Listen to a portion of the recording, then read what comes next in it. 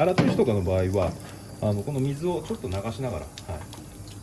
でやっていくか、なんかため水で水を置いといて、それからよく効率的に使えるのがこのスポンジなんですけど、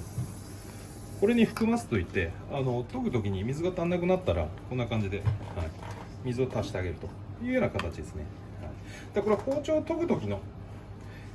基本的なスタイルですね。このしのぎって呼ばれるこの部分をどんどん研いでいきます。でこのしのぎの部分を研いでいくんですけど、片刃の包丁、これについては和包丁と呼ばれる包丁なんですけど、この片刃の包丁って表面がこのしのぎがあって、で裏が裏すきって呼ばれてちょっと若干これ曲がってます。でこの先端に見える、ここの先端の部分だけが鋼です。そしたらあとは合わせ鋼とも言われるんですけど、この上っ面にあるものは柔らかい軟鉄なんですよね。それなんでこの合わせの包丁霞って呼ばれる本焼きじゃない包丁に関してはこの先端の部分だけ、が鋼なんで、この部分だけしかないから、安く手に入ると。で全体的に、この刃の継ぎ目がないもの、これに関しては本焼き包丁って呼ばれるものです。でこちらに関しては全体が鋼でできてるんで、ずっと本当なくなるまで使えます。でこっちのは裏すきがどんどんなくなっていくともう使えなくなっちゃいます。でまずこのしのぎの部分、この部分から研いでいって、そしたらこの表面が、研いであげるとこの裏方にバリって呼ばれるものが出るんですよね。そのバリって呼ばれるものが出てきたらそのバリを取ってあげる。そうすると研ぎは完成です。そしたら水を置いてからこのしのぎの角度、しのぎの角度をしっかりと押さえてあげます。ここでのポイントはこの先端から今 1.5 センチぐらいですかね、そのぐらいの幅がしのぎの部分なんですよね。そしたらこのしのぎの部分を押さえてあげる。でここで間違ってる人っていうのは結構この上っ面を押さえてたりするんですよね。こう上っ面を押さえても全く意味ありません。でかつ危ないです。それなんでこのしのぎの1.5 センチぐらいあるんだったら、この刃先から 1.5 センチぐらいのところを指で押さえると。あともう一つよくあるのがこんな感じに押さえちゃう人、これもすごく危ないです。これ何が違うのかっていうと、今押さえてるところの人差し指と中指でこの中指が奥側にあるんですよね。だから奥側に力が入った時に、その時に刃が浮いてで手を怪我しちゃうっていうことになっちゃいます。それなんで基本としてはこの人差し指と中指をこうなるべく斜めの状態でこのしのぎだけを押さえる、っていうような状態にしてあげると治るんです。こんな感じで人差し指と中指を、こういった形で重ねると、そしたらこの先端の部分から下の部分まで均等に研いでいくんですけども、ここでのポイントとしてはこのカーブの部分とこの直線になっている部分、ここで研ぎ方が若干変わります。そしたらこの先端の部分から、この左指先で先端の部分を押さえてから、この左から上にこう持ち上げるような感じですね。先端が今横になってますよね。そこからこう縦にしていくような感じで、この右手の持ち方、これの使い方なんですけど、人差し指は必ず峰にで、親指はこの顎、もうしのぎのところに押さえておきましょう。これなんでこういう風にするかっていうと、この人差し指を持っておくことで、包丁が固定しやすいんですよね。刃をこうやって動かすときに安定して動かすことができます。でこの親指を押し当てておくことで、このしのぎの角度っていうのを、しっかりと固定がしやすいんですね。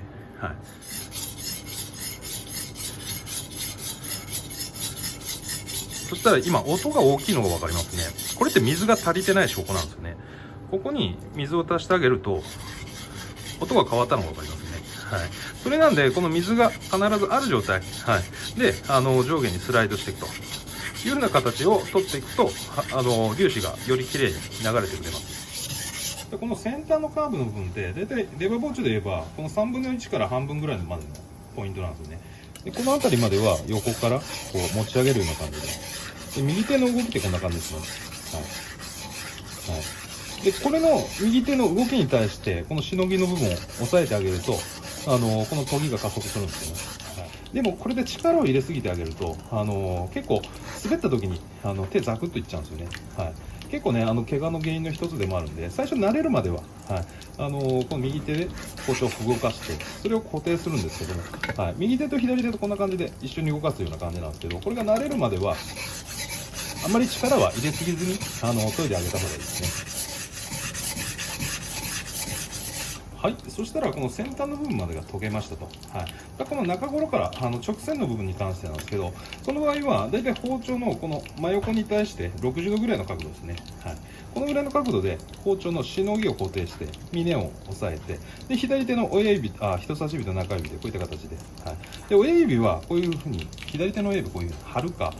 こうやって数字の4みたいな感じにしておきましょう。はい、そしたら人差し指と中指でしのぎの部分を押さえて、そのまままっすぐ動かします。この手首のスナップがいらなくなるんですよね。は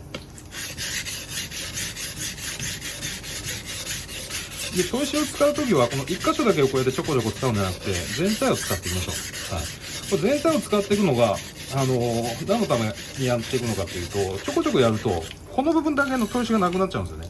はい、それなんで全体的に使ってあげた方がこの砥石が形が変わりづらくなるんですよ。はい、イコール包丁の刃をつける時のことも綺麗に刃がつきやすくなりますんで、そしたら刃元の方にこの指を若干ずつずらしていきながら、はい、でこの刃元の方も同じく研いであげます。この刃先のね先端の部分でね、ここなかなか研げないんですよ。はい、それなんで刃先の先端部分に関しては、はい、こんな感じで両親指で押さえて、はい、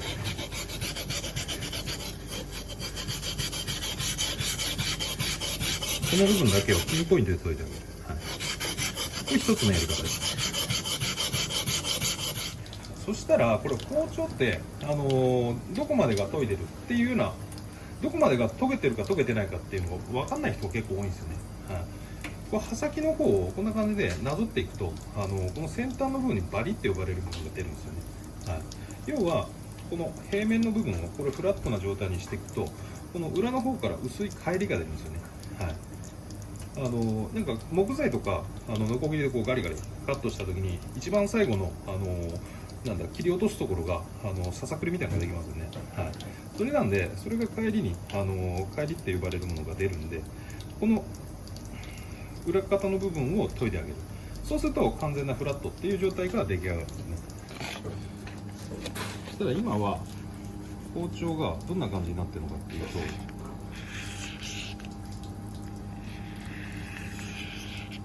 こんな感じになってるんですよね、先端の部分。はい、でこの部分を今がっつり研いであげましたと。で研ぐとこの先端の部分が大まかに言うとこんな感じに、はい、でここがちょっと反った状態なんですよ、裏側から見ると。はい、これが今こうなってる状態ですね。はい、この包丁自体がこういうふうに、はい、置いたと仮定して、はい、この時にこの先端の部分がここのバリっていうのが出るから、この部分の裏側を研いでこの部分を取ってあげると、そうするとここはキンキンの尖りになるっていう風な感じになりますね。はい、それなんでこの先端の部分を研ぐんですけど、まずはこのしのぎのこの部分を研いでから、はい、この先端の部分がちょっとこんな感じに尖るんで、はい、そしたらこの尖った部分をカットしてあげればしっかり尖った状態が出て切れ味がいい状態がキープできるというような感覚です。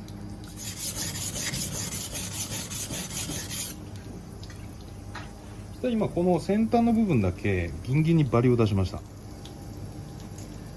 の先端の部分が、はい、これですね。はい、これが要はバリって呼ばれるものなんですけど、これって、裏研いでもなくなるんですけど、これ指で削っても結構しっかり出たバリってこんな感じで取れます。そしたらバリが出たらこれ全体的にバリが出るまで研いでいきます。でね、結構ね、先生やってた時に生徒からある一つのあるあるっていうのが、この部分先端の部分の先っちょの部分が研げないっていうような形ですね。ここの研ぎ方に関してはこう押さえるんですけど、この刃先って浮いちゃうんですよ、どうしても。この先端の部分を上げるにはどうすればいいのかっていうと、今くっつきましたよね。はい、これ刃元を単純に曲げるんですよね。そうすると先端が強制的にくっつきます。このくっついた状態で包丁を研いでいくというふうな形をすると、この先端のギリギリのところまで研いでいくことができます。そしたらですね、これちょっと研ぐ時にちょっと音の具合っていうのを確認してほしいんですけども、普通に研いでおくとこの平面の部分、はい、このしのぎの部分でちゃんと当たってるとこういう音になります。で刃元を上げてこの先端を研ごうとするとき音変わったの分かりますよね。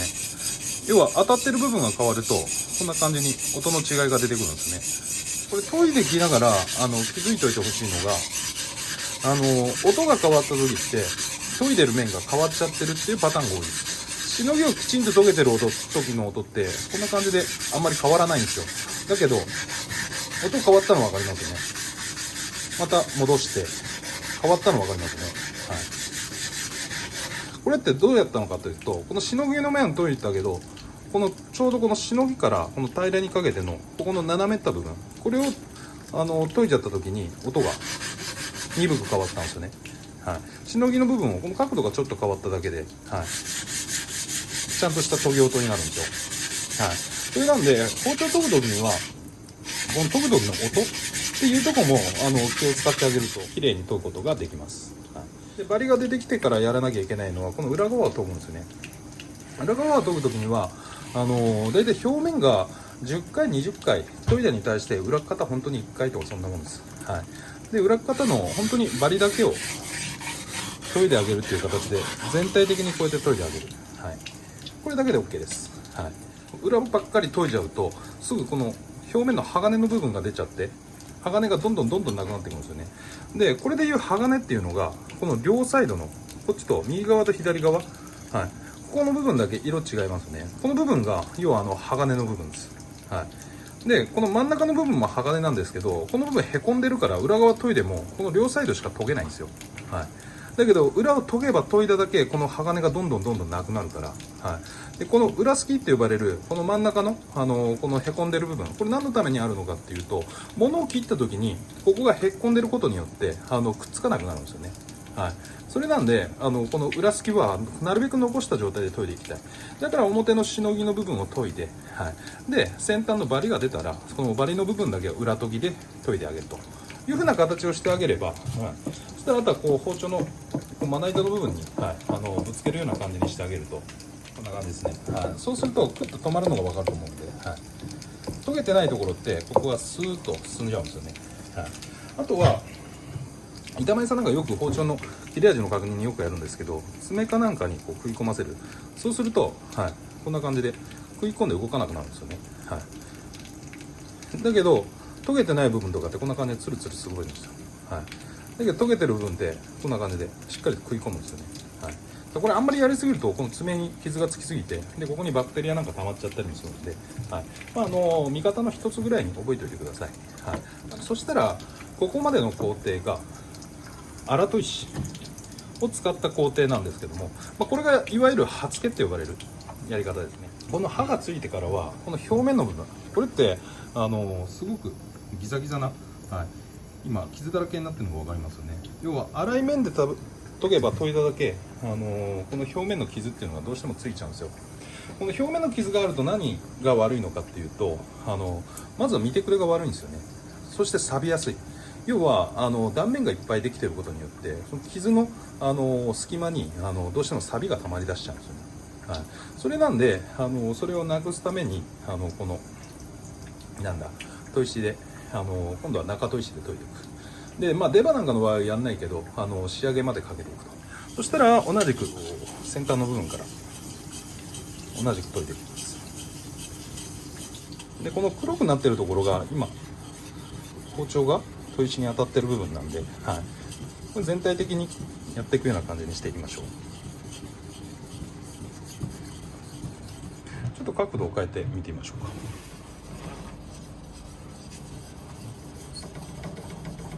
でこれ研ぎながら徐々にこの指先を刃元の方に移動していくっていうような感じですね。なるべくこの研りを使いながら、はい、研いでいくっていうような形になります。そしたら表面の傷がだいぶ減ってきたのが分かりますよね。それなんでこんな感じで徐々にこの傷を全体的になくしていくと。そ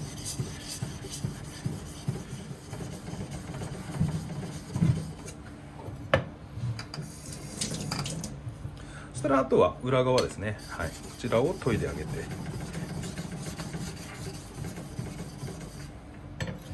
そしたらこれでほぼほぼ完成なんですが、これを最後に磨いてあげます。自分の場合はこういう水やすりって呼ばれるものを使ってあげるんですけど、クレンザーなんかを使ってあげても全然構いません。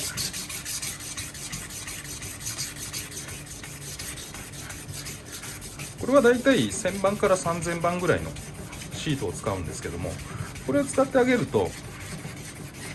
今1000番の砥石で研んだので、これで今3000番のシートで仕上げてあげれば、この表面の傷がよりなくなるよっていう形ですね。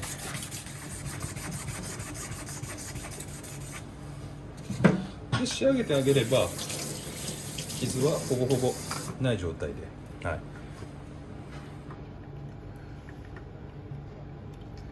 だいぶ表面の傷がなくなったのが分かるかと思うんです。そしたら、せっかくなんでこの仕上げもちょっと使っていきましょう。はい、これをやっていくとこの表面の傷がさらになくなるんで、はい、刃先もキンキンに尖るっていう状態になります。はい、粒子がね細かければ細かいほど、同じような感じにはなるんですけど、はい、これでやってあげると、今これ8000番ぐらいでいくともう完全な表面に仕上がるんで、そしたらですね、今どんな感じに仕上がったのかっていうと、こんな感じで刃先の部分が表面に仕上がって、で中頃になるとこれが1000番の、はい、全然きらめきと反射の具合が変わってるのが分かりますよね。こんな感じで、はい、だいぶ光ってるところが、はい、これがだんだん鈍くなっていく。1000番ぐらいになるとこんな感じに変わってきますね。はい、で荒砥石ってなってくると、こっちの一番刃元の辺ですかね、はい、この傷の具合になると、こんな感じで一通り変わってきます。はい、仕上げまでやるに越したことはないんですけど、出刃の場合はそこまでする必要性はほとんどないです。はい、だけどこんな感じで仕上げてあげれば、はい、で水やすりなんかをやった後にはしっかりと水気を拭き取って、で錆びない包丁でも綺麗に水を拭き取った方がいいですね。はい、だけどやっぱり錆びない包丁っても錆びにくいっていうだけなんで、ステンレス系の包丁でも基本としては磨き上げた方がいいですね。はい、というふうな感じで、とりあえず包丁の研ぎ方ですね、はい、一通りになります。